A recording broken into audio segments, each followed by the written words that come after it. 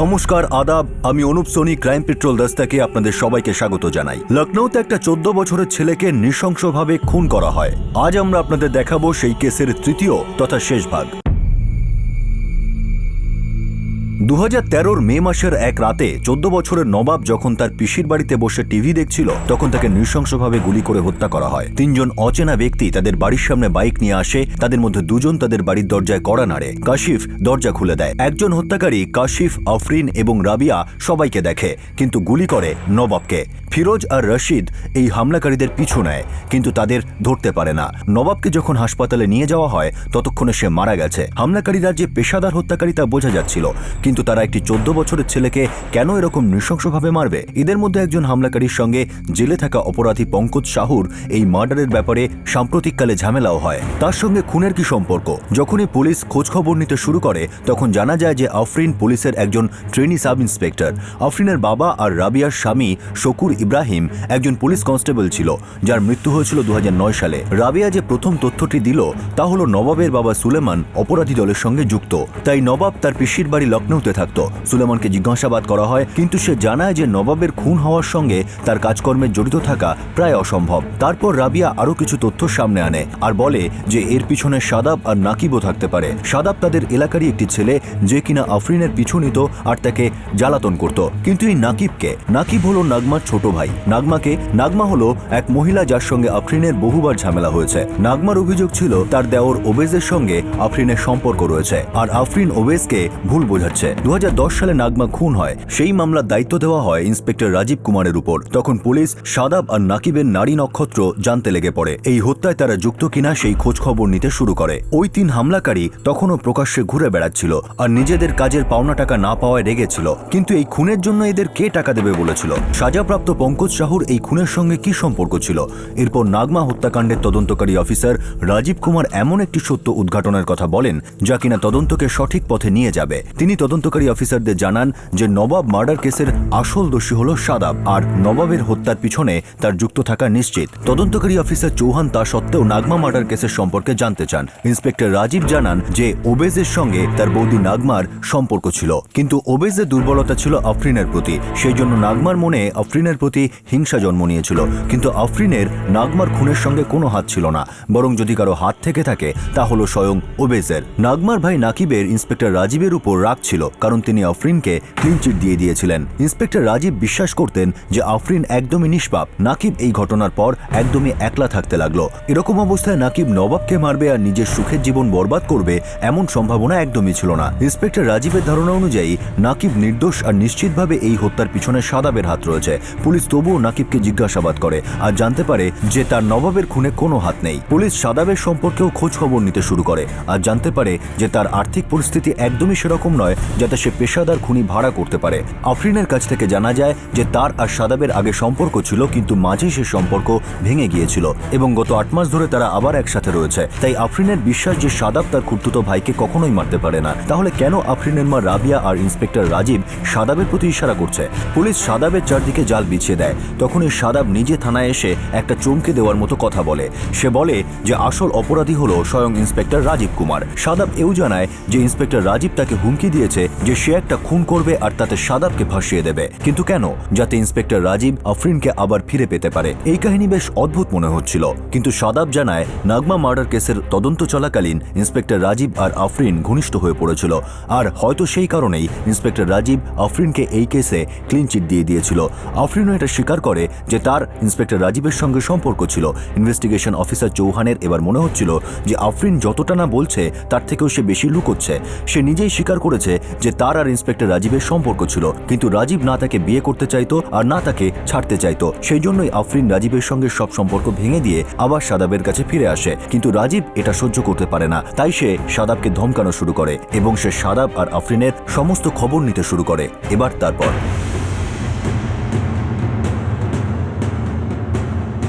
Sir, ও এই ব্যাপারে কিচ্ছু জানে না স্যার। আমি তো আপনাকে সত্যি কথা বলছি স্যার। এই মার্ডারের পেছনে ইন্সপেক্টর রাজীবেরই হাত রয়েছে।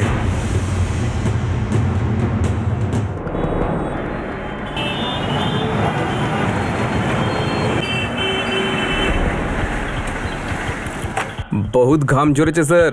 একটা দারুণ খবর পেয়েছি। কি খবর? তিনটে শুটারই বাইরে ছিল স্যার। কারা ছিল? গুড্ডু, বিক্রান্ত আর প্রদীপ।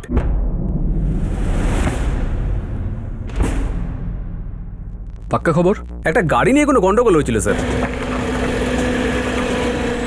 এখন গাড়ি কোনটা ছিল, কি ব্যাপার ছিল সেটা জানি না, কিন্তু স্যার এটা ঠিক যে গাড়ির সঙ্গে মার্ডারের কানেকশন আছে, আর এই গাড়ির সঙ্গে গুড্ডুর কানেকশন আছে, আর গুড্ডুর গত মাসে বিক্রান্ত আর প্রদীপের সঙ্গে কানেকশন ছিল। আপনি স্যার আজমগড়ে ফোন করুন, মৌয়া ফোন করুন। Inspector Rajiv? Sorry sir, sir আপনি রিটায়ার্ড কনস্টেবল মুস্তাকিন আহমেদের সঙ্গে কথা বলুন।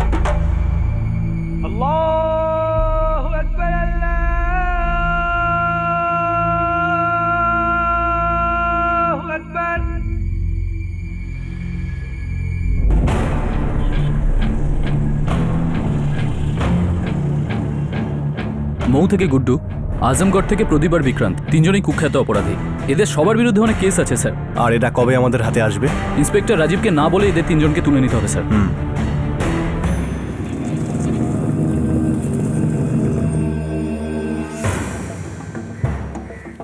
স্যার ওই সাদাব এখন কাস্টডিতে আছে।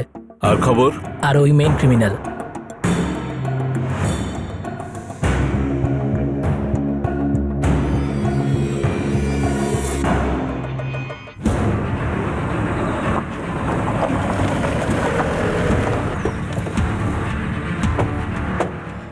সেলাম সাহেব। সালাম মুস্তাকিম। ভালো করেছেন স্যার। সাদাবকে লকআপে থাকতে দিন, কিন্তু রাজীব সাহেব যেন এ ব্যাপারে জানতে না পারে। মুস্তাকিম, তুমি ইন্সপেক্টর রাজীব কুমারের ব্যাপারে যা জানো সব আমাদেরকে বলো তো। ওপর মহলে ওর জানাশোনা আছে। আপনি হয়তো জানেন যে ওনার 2004-এ পুলিশ ফোর্সে ভর্তি এবং এক ঝটকায় প্রমোশন।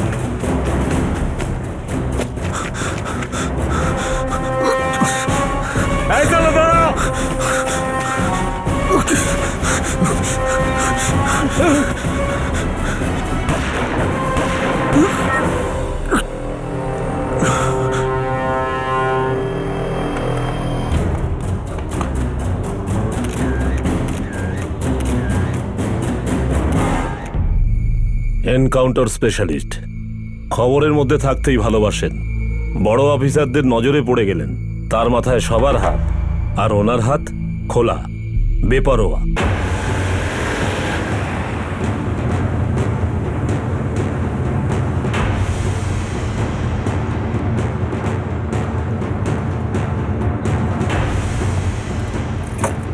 এই 5টা সিম কার্ড এক সপ্তাহের বেশি ব্যবহার করবে না। ঠিক আছে স্যার।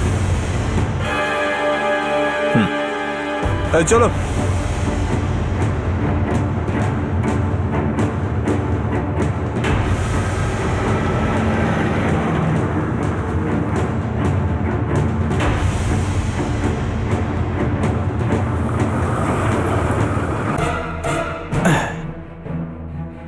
নমস্কার সাহেব। কত কাঠ? ওই 2-3 টন। ওই বোকা ঠেড়েছিস? আপনি তো জানেন এটা আমার রোজকার কাজ। আমি আপনাকে মিথ্যে বলে কোথায় পালাবো? চাইলে চেক করতে পারেন। যা বাবলু, গাড়িটা চেকপোস্ট পার করিয়ে দে। হ্যাঁ স্যার। আয়।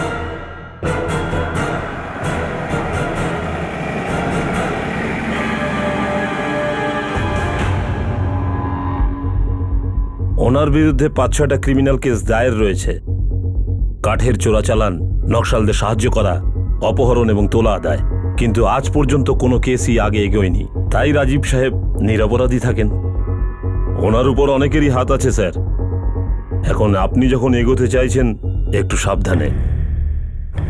যদি রাজীব সাহেবের একটুও সন্দেহ হয়, তাহলে উনি সমস্ত প্রমাণ লোপাট করে দেবেন। মুস্তাকিম, তুমি আমাদেরকে এটা কি বলতে পারবে যে ইন্সপেক্টর রাজীব কুমারের নবাব হত্যার সঙ্গে কোনো যোগসূত্র আছে কিনা? না সাহেব, এই ব্যাপারে আমার জানা নেই, কিন্তু আফরিনের সঙ্গে ওর যে একটা সম্পর্ক ছিল সেটা জানি।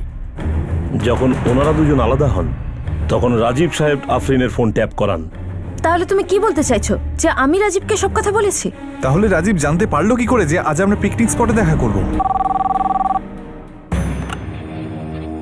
হ্যাঁ স্যার, আফরিনের ফোন ট্যাপ করার রিকোয়েস্ট এসেছিল। ইন্সপেক্টর রাজীব করেছিল? জানুয়ারি 2013-তে ওনার ডিপার্টমেন্ট থেকেই রিকোয়েস্ট এসেছিল। Thank you Ajit.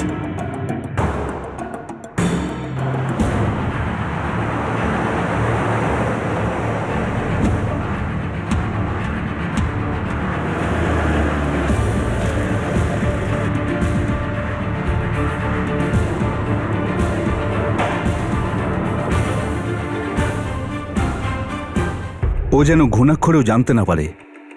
যা কিছু করবে চুপচাপ করবে, আর নিজেদের ইনফরমেশন কারোর সাথে শেয়ার করবে না। স্যার, এই ব্যাপারটা আমরা গোপন রাখবো। স্যার, এটাও হতে পারে যে নবাব হত্যার পিছনে ইন্সপেক্টর রাজীবেরই হাত আছে। তাহলেও আমাদের কাছে কোনো জোরালো প্রমাণ নেই। আফরিনের ফোন ট্যাপ করানো আর সাদাফের অভিযোগ এটা আমাদের কাছে যথেষ্ট নয়। শুধু এতেই হবে না, আরেকটা কথা, রাজীবকে তখনই ধরবে যখন তোমাদের কাছে যথেষ্ট প্রমাণ থাকবে, কারণ পুলিশ মহলে ওর যথেষ্ট প্রতিপত্তি আছে, আর এতদিন ও শুধু সাক্ষ্য প্রমাণের অভাবে বেঁচে যাচ্ছিল। স্যার, আমার মনে হচ্ছে 3 জন সাসপেক্টেড অ্যাসাইলেনের সঙ্গে মিস্টার রাজীবের হাত আছে, কিন্তু আমাদের এই অ্যাঙ্গেলটা আরও অনেক কাজ করতে হবে। ঠিক আছে, শুরু করো। Thank you sir.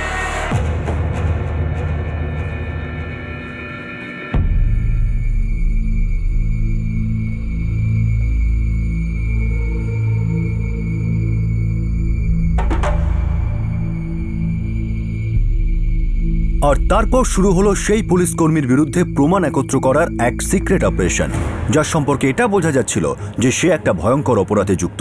Inspector Rajib কুমারের হাত অনেক দূর পর্যন্ত বিস্তৃত ছিল। পুলিশের কাছে তখনও তার বিরুদ্ধে কোনো উপযুক্ত প্রমাণ ছিল না। তারা এমন একটি সূত্রের প্রমাণের অপেক্ষা করছিল যার দ্বারা সমস্ত ছিঁড়ে যাওয়া সুতো পুনরায় জোড়া লেগে যাবে। আমি জানি না আমি আফরিন, তোকে 2 বার থানায় ডেকেছে, বল না নবাবকে কে মেরেছে? আমি জানি না যে কে মেরেছে। আমাকে ওখানে কিছু জিজ্ঞাসাবাদের জন্য ডেকেছিল, এছাড়া আমি আর কিছু জানি না। আমি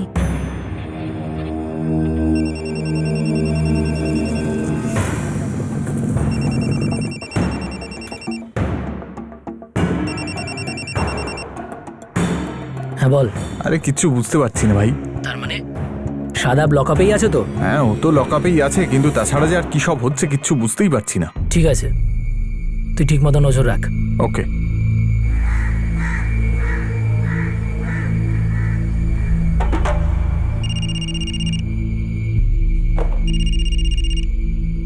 হ্যাঁ বাবলু, বল। স্যার, সেরকম কোনো মুভমেন্ট নেই। অন্য কিছু হচ্ছে না তো?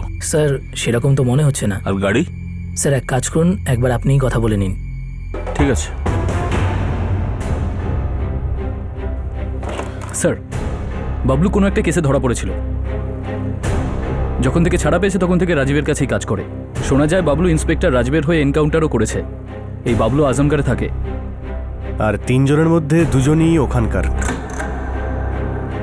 মনোজ, এই ষড়যন্ত্রের শুরু এখান থেকেই নয় তো? স্যার, ইন্সপেক্টর রাজীব আর বাবলুর কথাবার্তার মধ্যে একটা গাড়ির কথা উঠেছিল।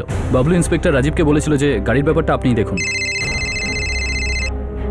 হ্যাঁ অজিত। স্যার, ইন্সপেক্টর রাজীব আজমগড়ে কারোর সাথে কথা বলছে, এটা হয়তো আপনার কাজে লাগবে। রেকর্ড করো। Okay sir. আমি সব বুঝতে পারছি সাহেব, কিন্তু এরা না একটু অন্য ধরনের। এরা টাকা না পাওয়া পর্যন্ত কিছু বিশ্বাসই করতে চায় না। পঙ্কজ, আমার গাড়িটা শুধু চাই, বাস। গুড্ডু ভাই, গাড়িটার কি করব? গাড়িটা জাভেদের গ্যারেজের পিছনে রেখে দে। এমন কোনো চিহ্ন রাখতে চাই না যে আমাকেই বাঁশ খেতে হবে। আপনাকে কি বলবো বলুন তো? ওই যে বেটা গুড্ডু, ও তো আমাকে কিছু বলছেই না। ও নিজে কোথায় আছে, গাড়ি কোথায় আছে। বাকি 2 জন কোথায়? বিক্রান্ত আর প্রদীপ? বিশ্বাস করুন স্যার, ওদের কোনো খবরই আমার কাছে নেই, না গুড্ডুর না গাড়ির। কিন্তু আছে কোথায় ও?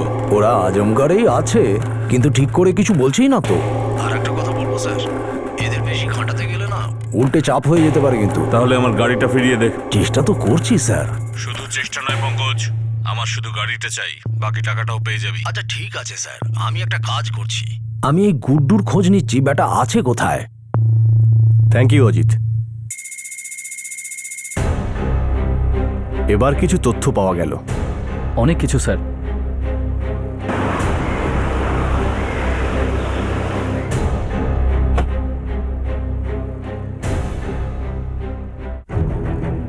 স্যার, এটা হলো বাবলুর ফোন রেকর্ডস। 12ই মে নবাবের মার্ডারের দিন বাবলুর ফোনের লোকেশন ওই এলাকার আশেপাশেই দেখাচ্ছিল। স্যার, আমাদের আজমগড়ে বিক্রম আর প্রদীপের ওপর নজর রাখতে হবে। আর স্যার, এটা হলো ইন্সপেক্টর রাজীব কুমার আর আজমগড়ের কয়েদি পঙ্কজ সাহের কথাবার্তার রেকর্ডিং। গ্রেট। অন্য একটা টিমকে পাঠাও প্রদীপ আর বিক্রান্তকে গ্রেপ্তার করার জন্য, লুঠের কেসে সন্দেহভাজন হিসেবে। কিন্তু কেউ যেন জানতে না পারে যে ওকে কেন তোলা হচ্ছে। বাবলুর ওপর নজর রাখো, আর ওকে তুলতে অন্য কোনো টিম পাঠাও। কিন্তু মনে রেখো, ওকে যেন রাজীবের বাড়ি থেকে গ্রেপ্তার করো না। এদের সবার বয়ান আর রাজীব যেন ঘুণাক্ষরও জানতে না পারে এই লোকগুলোকে এই কেসের জন্যই তোলা হয়েছে। এই কাজগুলো করার পর আমরা রাজীবকে ধরব। Yes sir.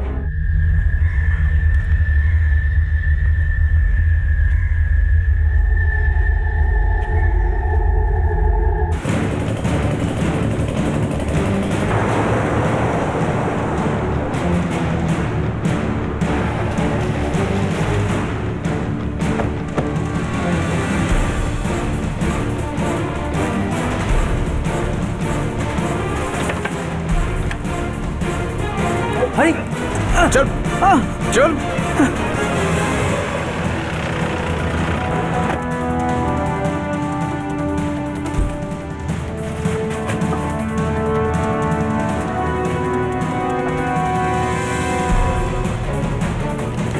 চল চল চল, আরে ছেড়ে দিন।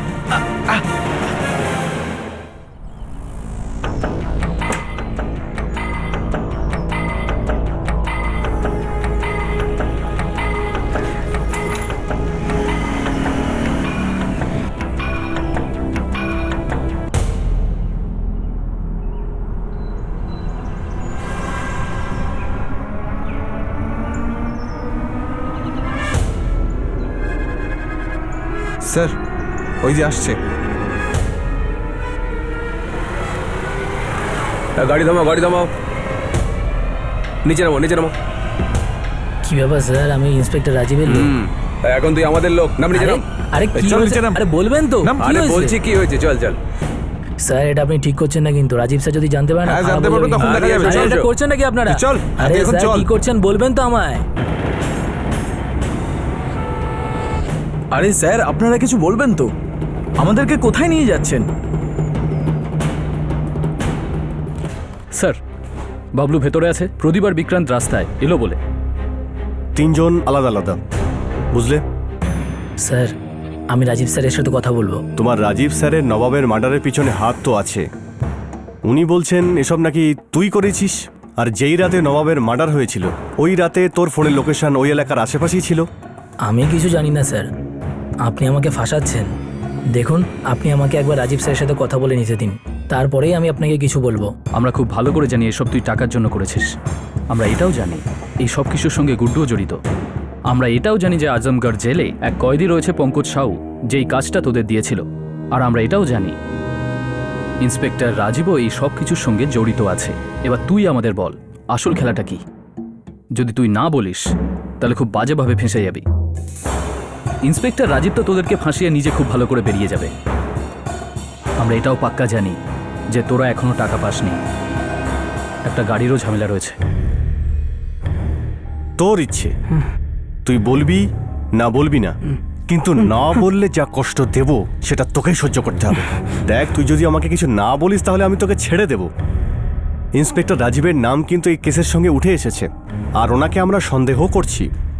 আর একটা কথা ভালো করে শুনে রাখ, ইন্সপেক্টর রাজীব এনকাউন্টার স্পেশালিস্ট, আর ও ওর কোনো প্রমাণকে জীবিত রাখবে না, মনে রাখিস। স্যার স্যার ওই গাড়িটা বিক্রান্ত আজমগড়ের একটা গ্যারেজের সামনে রেখে এসেছে।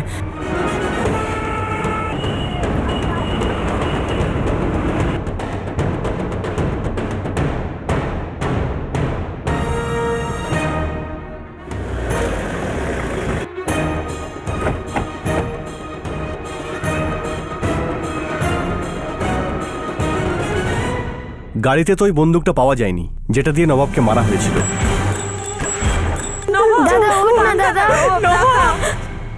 কোথায় আছে বন্দুকটা? কোথায় আছে বন্দুকটা? স্যার স্যার ওই বন্দুকটা গুড্ডুর কাছে আছে। আর গুড্ডু কোথায়? ও বারাণসীতে।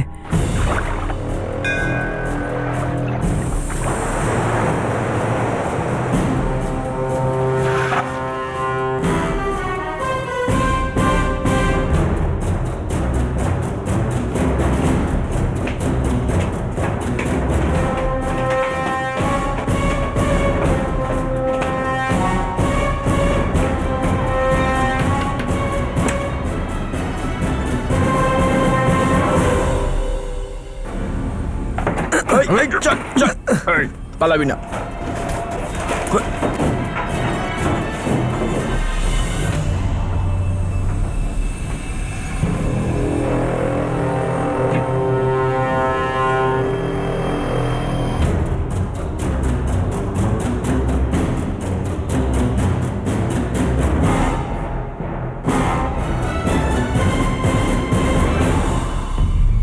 চল চল, এই চল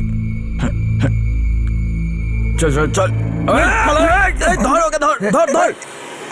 এই দাঁড়া দাঁড়া দাঁড়া, এই ধর ওকে, এই ধর ধর ধর ধর ওকে, এই দাঁড়া দাঁড়া দাঁড়া, এই ওই দাঁড়া, ওই দাঁড়া, ওই দাঁড়া, দাঁড়া, ওই দাঁড়া বলছি, দাঁড়া, ধর ধর ধর, ওই দাঁড়া, ওই ওই ওই ধর, ওকে ধর ধর ধর ধর ধর।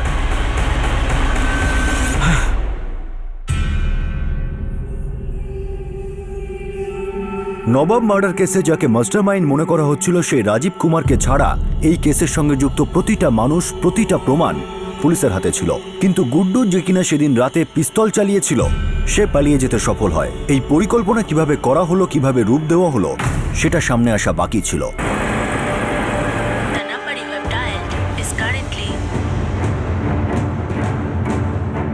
বাবলু কোথায় কিছু জানো? না স্যার।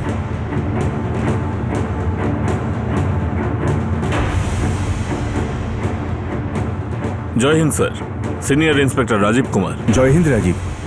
হ্যাঁ বলো। আমি বলছিলাম যে স্যার, এই নবাব মার্ডার কেসটা একটু আটকে রয়েছে। 14 বছরের বাচ্চাটা খুন হয়েছে, মামলাটাও সেন্সিটিভ, প্রেস রিলিজও করা হয়নি। আমার মনে হচ্ছে ইনভেস্টিগেশন খুব একটা এগোয়নি। আমারও ঠিক এরকমই মনে হচ্ছে রাজীব। আমি খোঁজ নিচ্ছি, যদি কোনো গোলমাল আমি বুঝতে পারি তখন খবরটা তোমাকেই দেবো, ঠিক আছে? Thank you sir. Jai Hind sir. Jai Hind.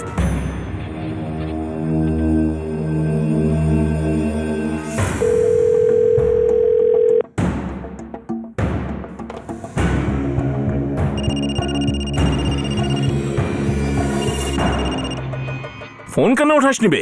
Sorry sir, ভেতরে ফোনটা তুলতে পারিনি। চল খবর বল।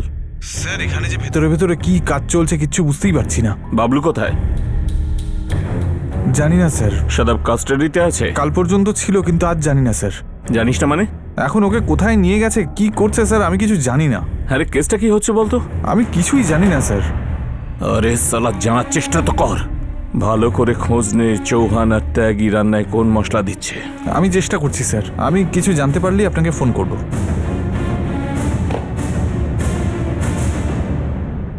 এবার পুরো গল্পটাকে খুলে বলতো। কিন্তু একটা কথা মনে রাখবি, তুই যত বেশি কথা বলবি তত কম ফাঁসবি, আর যত কম বলবি তত বেশি ফাঁসবি। স্যার, রাজীব স্যার তো আফরিনের যে কোনো একটা ভাইকে মারতে চেয়েছিল। গুড্ডু ভাই, ওর যে কোনো ভাই মানে? দেখ ভাই, আমি জানি না আফরিনের কটা ভাই আছে। আমাদেরকে লখনৌতে ডেকেছে, ওখানে বাবলুকে পাবো, আমাদেরকে বাড়ির ঠিকানা বলবে, আমাদেরকে তো যে কোনো একটা ভাইকে ঢুকতে বলেছে। একদম ছোট্ট কেস। আচ্ছা, এই বাবলু রাজীব স্যারের খাস লোক, তাই না? হ্যাঁ, বলেছে 5 লাখ টাকা দেবে। 1.5 তোদের, 2 আমার।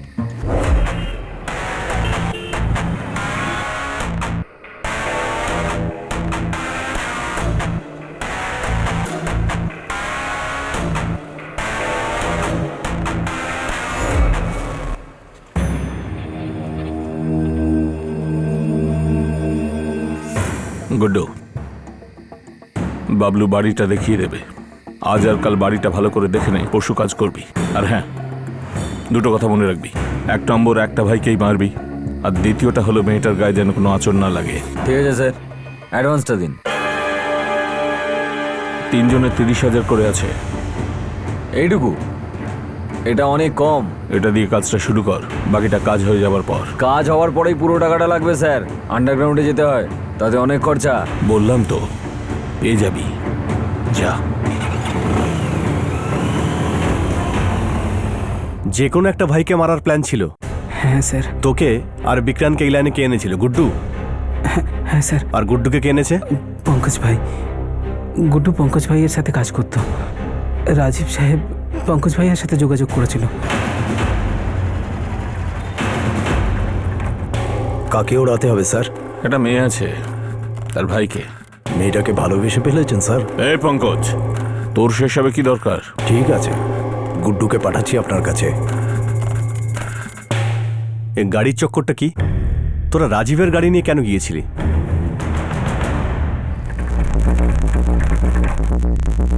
বুঝলি তো, এটা এইভাবে হবে না। আমাদেরকে আগে থেকে সব জানানো থাকলে বেশ ভালো হতো। এদিক দিয়ে তো সেটা সলভ করতে হবে, তাই না বল? কি করতে হবে তোমরা ঠিক মতো বুঝে গেছো তো? ঠিক আছে, কিন্তু বাইকে আসতে হবে। হ্যাঁ ঠিক আছে, বাইকে চলে এসো, কিন্তু খেয়াল রেখো।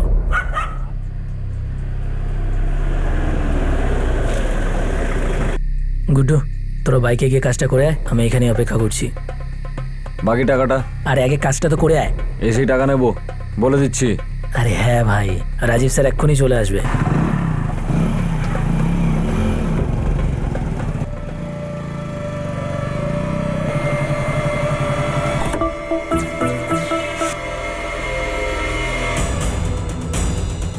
কে কে আপনারা? হ্যাঁ, আর কি করছেন?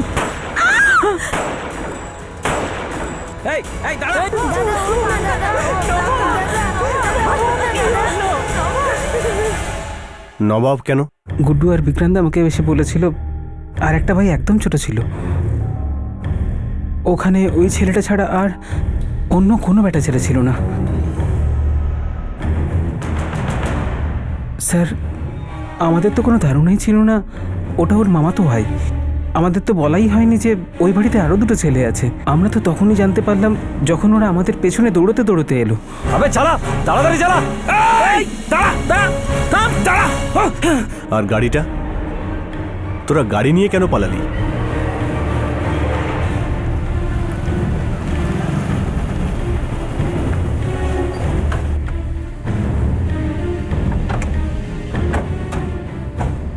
গুড্ডু হয়ে গেছে তো? হয়ে গেছে। মেরেছিস? পুরো 6টা গুলি মেরে দিয়েছি। টাকা? রাজীব স্যার বলেছেন কাল পেয়ে যাবি। আমার এখনই চাই। আরে ভাই বললাম তো, আমরা কি পালিয়ে যাচ্ছি নাকি? রাজীব স্যার যখন বলেছে তখন কালকে পেয়ে যাবি তুই। বলে দিস তো রাজীব স্যারকে, যখন টাকা পাবো তখনই গাড়ি ফেরত দেবো।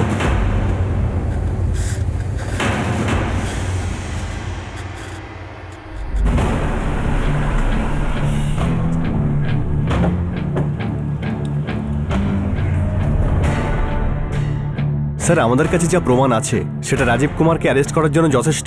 যথেষ্ট প্রমাণ আছে স্যার। গুড্ডুকে ছাড়া সবাইকে গ্রেপ্তার করা হয়েছে, বন্দুক আর গাড়ি উদ্ধার করা হয়েছে। ফোনের রেকর্ডিং আর রেকর্ডস থেকে এটা পরিষ্কার যে ইন্সপেক্টর রাজীব কুমার এর সাথে যুক্ত।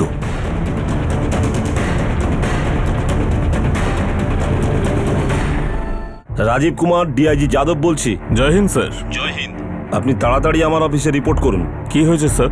রাজীব, আমি তোমার সিনিয়র, আর এটা জরুরি নয় যে সব কথা তোমাকে ফোনে বলতে হবে। অফিসে এসো, তোমার সাথে পার্সোনালি কিছু ডিসকাশন আছে। অলরাইট স্যার, আসছি। জয় হিন্দ স্যার।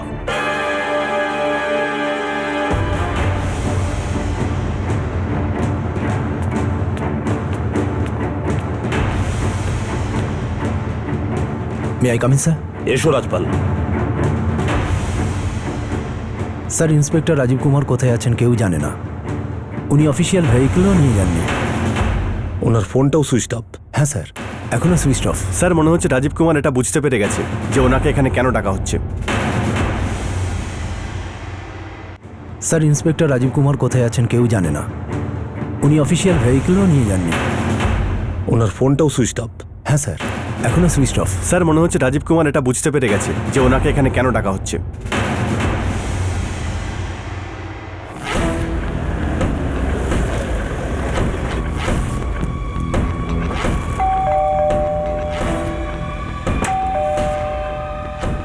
বলুন।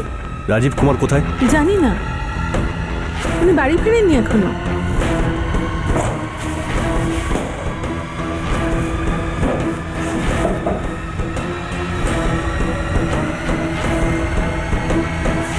কি মনে হচ্ছে আপনার? আপনার স্বামী কোথায় যেতে পারে? দেখুন, আমি সত্যিই কিছু জানি না। উনি আমাকে কখনোই কিছু বলে যান না উনি কোথায় যাবেন আর কখন ফিরবেন। মনোজ একটা কাজ করো, এনার বাড়ির সামনে একটা কনস্টেবল রেখে দাও। ইয়ে স্যার। স্যার, রাজীব কুমারের এক ভাই রয়েছে, প্রকাশ কুমার। হয়তো রাজীব ওখানেই রয়েছে।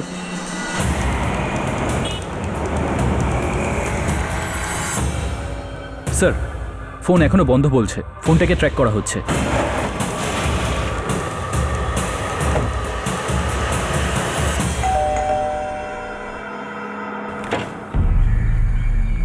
বলুন। প্রকাশ কুমার? হ্যাঁ আমি। রাজীব কুমার কোথায়? ও হয়তো অফিসে আছে বা হয়তো নিজের বাড়িতে। কিন্তু আমাদের মনে হচ্ছে ও এখানে এসেছে। ও এখানে আসেনি তো স্যার।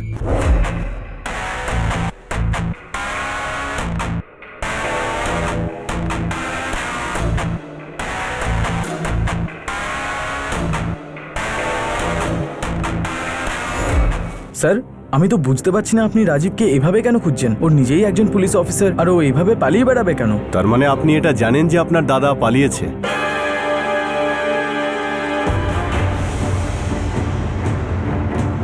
স্যার, রাজীব কুমার এখানে এসেছিল। এই হলো ওর মোবাইল আর সিম কার্ড।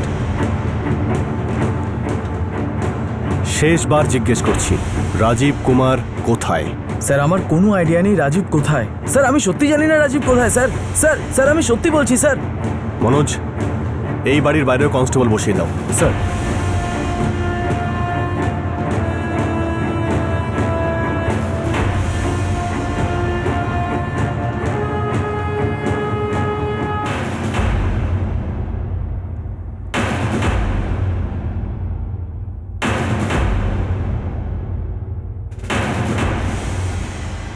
একটা পুলিশের হাত রয়েছে আমার ছেলের খুনের পেছনে।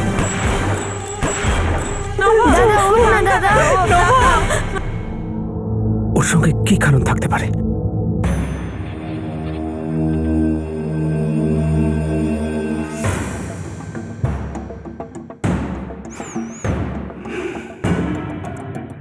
আফরিন, তুমি কিছু জানো এর সম্বন্ধে?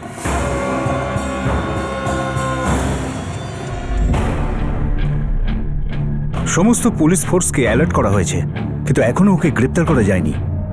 ওর নামে পুরস্কার ঘোষণা করো, ওর বিরুদ্ধে এফআইআর করো। অনেক সময় দেওয়া হয়েছে ওকে আত্মসমর্পণের জন্য।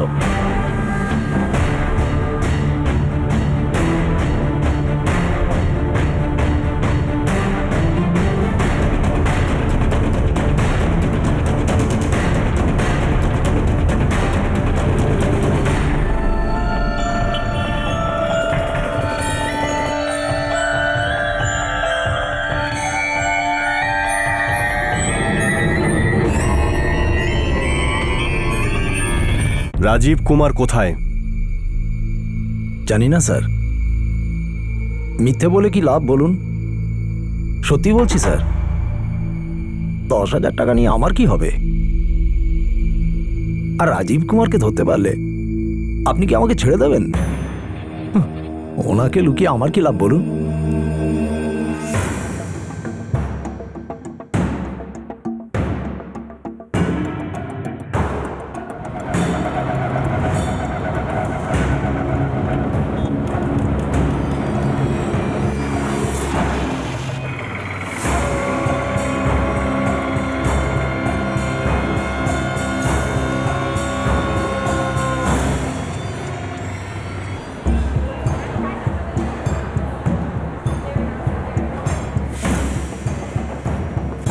স্যার, আদালতে আজ শুনানি রয়েছে আর রাজীব কুমার বেলের জন্য অ্যাপিল করেছে।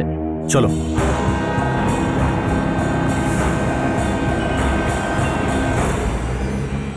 স্যার, এই অভিযোগ সিনিয়র পুলিশ ইন্সপেক্টর রাজীব কুমারের চরিত্র হননের জন্য একটা চক্রান্ত। উনি একজন সম্মানীয় অফিসার আর ওনার ট্র্যাক রেকর্ড খুব পরিষ্কার। যদি তাই হয়ে থাকে তাহলে উনি লুকিয়ে আছেন কেন? স্যার, ওনার শত্রুরা ওনাকে ফাঁসাতে চাইছে, ওনার ক্ষতি করতে চাইছে। পুলিশ ফোর্সে এরকম শত্রুতা হয়েই থাকে। কিছু অসামাজিক লোকের বয়ানের ভিত্তিতে পুলিশ ওনাকে অভিযুক্ত করতে চায় আর ওনাকে ফাঁসাতে চায়। তাই উনি আর্জি জানাচ্ছেন যে ওনাকে অ্যান্টিসিপেটরি বেল দেওয়া হোক। রাজীব কুমার কোথায় আছেন?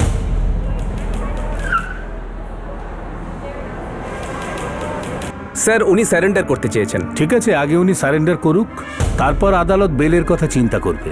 এখন ওনার বেল নামঞ্জুর করা হলো।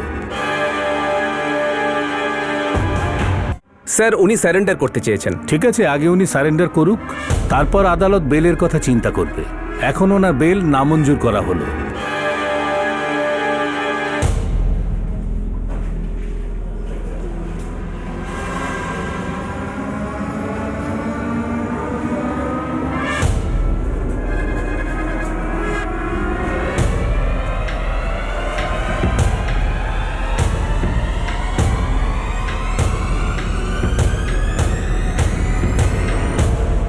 আমি কিছু জানি না।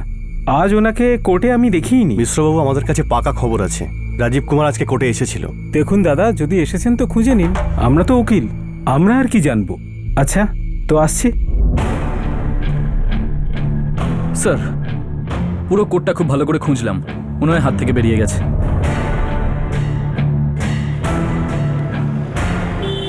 ওকে স্যার, খবর একদম পাক্কা, হাইওয়ের পাশে রেস্টুরেন্টে আছে।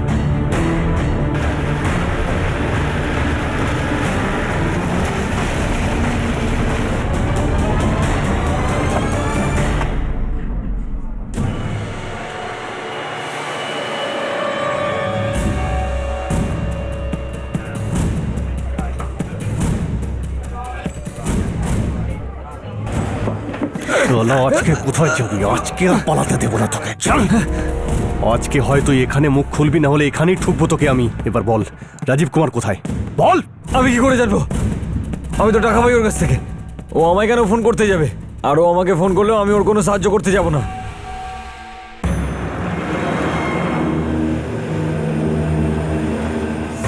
কি রে, এখন সময় পেলি ফোন করতে? হ্যাঁ, মোটেও ভাবিস না যে ওরা আমার পেছনে লেগেছে বলে আমি শেষ হয়ে গেছি আর তোরা বাঘ হয়ে গেছিস। আমার আর এত ক্ষমতা কোথায় স্যার? আপনার ফোনটা সার্ভেলেন্সে রাখা আছে। আপনার সঙ্গে কেউ কথা বললেই তাকেও সন্দেহ করা হবে। অন্য নম্বর থেকে আপনাকে ফোন করছি স্যার। আমার অবস্থাও খারাপ। এই চৌহান স্যার তো একবারে কোমর বেঁধে আপনার পিছনে পড়েছেন স্যার। তুই ওই লোকটার সঙ্গে কথা বলেছিস যার সঙ্গে কথা বলতে বলেছিলাম? স্যার, এই কেসটাকে তো কেউ নিতেই চাইছে না স্যার। সবাই বলছে আপনি যখন করেছেন আপনি বুঝুন। 14 বছরের একটা বাচ্চা মারা গেছে স্যার, আর সেটা একটা মেয়ের জন্য। কেউ সাহায্য করতেই চাইছে না। এই চৌবে, আমাকে জ্ঞান দিবি না, বুঝলি? আমি আপনাকে জ্ঞান দিচ্ছি না স্যার, কিন্তু একটা কথা ছিল আপনার সঙ্গে। কি? আপনার ভাইকে গ্রেপ্তার করা হয়েছে আর আপনাকে পুলিশ ফোর্স থেকে বরখাস্ত করা হয়েছে। আপনাকে পলাতক ঘোষণা করা হয়েছে আর কাল আপনার সম্পত্তিও বাজেয়াপ্ত করা হবে। খুব মুশকিল হয়ে যাবে স্যার। আপনার অনেক সেবা করেছি স্যার। আমার একটা কথা শুনুন, আপনি আত্মসমর্পণ করুন, আর তাতেই আমাদের সবার মঙ্গল।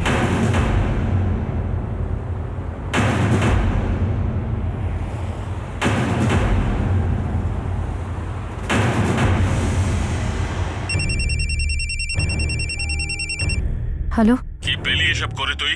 হ্যাঁ, সারা জীবন আমার সঙ্গে সুখে থাকতিস তুই, পস্তা তো ইসাদাম। তুমি খুব নোংরা কাজ করেছো রাজীব। আমি কখনো এটা ভাবিনি যে তুমি এত নিচে নামতে পারো। আমাকে ফিরে পাওয়ার জন্য, আমার উপর বদলা নেওয়ার জন্য আমার 14 বছরের ছোট ভাইকে মেরে ফেলবে।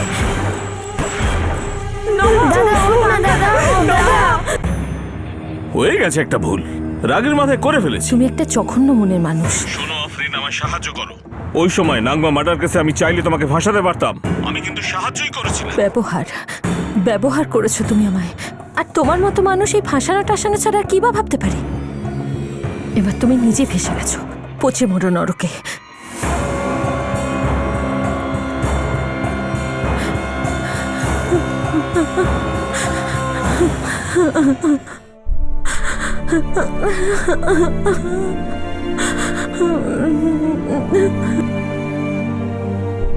না দিদি, তুমি চিটিং করছো।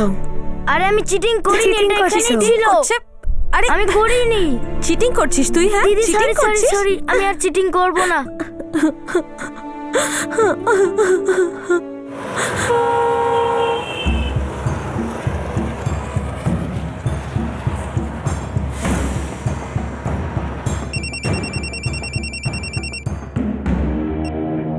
Hello, Jai Hind sir, senior inspector Rajiv Kumar.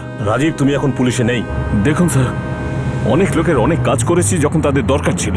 Rajib তোমাকে দিয়ে আর কেউ কোনো কাজ করাতে চায় না। স্যার, এই সময় আপনার হেল্পের প্রয়োজন। সরি রাজীব, তোমার আর কোনো উপায় নেই। হয় তুমি সারেন্ডার করো, না হলে একদিন না একদিন তুমি গ্রেপ্তার হবেই। ভেবে নাও রাজীব, তোমার কাছে সময় খুব কম।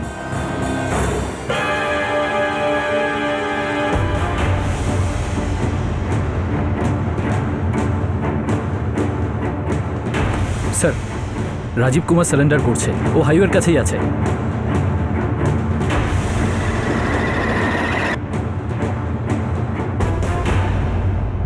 আমার তো ওই সময়ই তোমাকে সন্দেহ হয়েছিল, যখন তুমি সাদাবি অপরাধী বলছিলে। রাজীব কুমার এখন হেফাজতে রয়েছে, আর 3 হামলাকারী গুড্ডু, বিক্রান্ত আর প্রদীপ, তাদেরও গ্রেপ্তার করা হয়েছে। সবার বিরুদ্ধে আইপিসির ধারা 302 হত্যা, 120B অপরাধমূলক ষড়যন্ত্র আর 34 নম্বর ধারা অর্থাৎ সজ্ঞানে অপরাধ করার জন্য মামলা দায়ের করা হয়েছে। রাজীব কুমারের সঙ্গে সাজাপ্রাপ্ত আসামি পঙ্কজ সাহুর ফোনে কথাবার্তার ভয়েস স্যাম্পল আর তাকে জিজ্ঞাসাবাদের দরুন নেওয়া ভয়েস স্যাম্পল দুটিকে মেলানোর জন্য ফরেন্সিক ল্যাবে পাঠানো হয়েছে। সদাবার আফরিনকে এই মামলায় ক্লিন চিট দেওয়া হয়। সবচেয়ে দুঃখজনক ব্যাপার হলো যে এই মামলায় বহু মানুষের মধ্যে যাই চলুক না কেন, কিন্তু তার সঙ্গে নবাবের কোনো সম্পর্ক ছিল না, কিন্তু তবুও তাকে প্রাণ দিতে হলো। যখন বদমাশ আর গুন্ডাদের হাতে ক্ষমতা এসে পড়ে তখন বেশিরভাগ ক্ষেত্রেই তা নিষ্পাপ মানুষদের শেষ করতে ব্যবহার হয়। নিষ্পাপরা এদের ক্ষমতার খেলার শিকার হতেই থাকে। আমাদের ভিতরটা কেঁপে ওঠে, ভিতরে একটা রাগ জন্ম নেয় যখন দেখি এই ক্ষমতাবান মানুষগুলো নিজের স্বার্থ আর লালসার জন্য একজন সাধারণ সৎ মানুষের জীবনকে তছনছ করে দিচ্ছে। এই রাগ আরো দ্বিগুণ হয়ে যায় যখন আমরা দেখি যে কিছু লোভী মানুষ এই অপরাধীদের বাঁচানোর জন্য উঠে পড়ে লেগেছে, কারণ তারা পরস্পরের স্বার্থ সিদ্ধি করতে চায়। বড় বড় অহংকারী আর ক্ষমতাবানকেও শেষমেশ নোংরা চাটতেই হয়, কিন্তু শুধু একজন সৎ মানুষ যদি এটা ভেবে থাকে যে সত্যকে জেতাতে হবে, তাহলে সত্য জিতবেই, কারণ ভালোর মধ্যে প্রচুর শক্তি থাকে, আর সেটা ক্ষমতার নেশায় পাগল হওয়া এই বদমাশরা প্রায়শই ভুলে যায়। আপনাদের সাথে আবার দেখা হবে ক্রাইম পেট্রোল 10 থেকে আরো একটা নতুন কেস নিয়ে। ততক্ষণ নিজের খেয়াল রাখবেন, সুরক্ষিত থাকবেন, আর মনে রাখবেন নিজের শক্তিকে নিজের অহংকার হতে দেবেন না, বরং সেই শক্তিকে কারো উপকারে ব্যবহার করুন। জয় হিন্দ।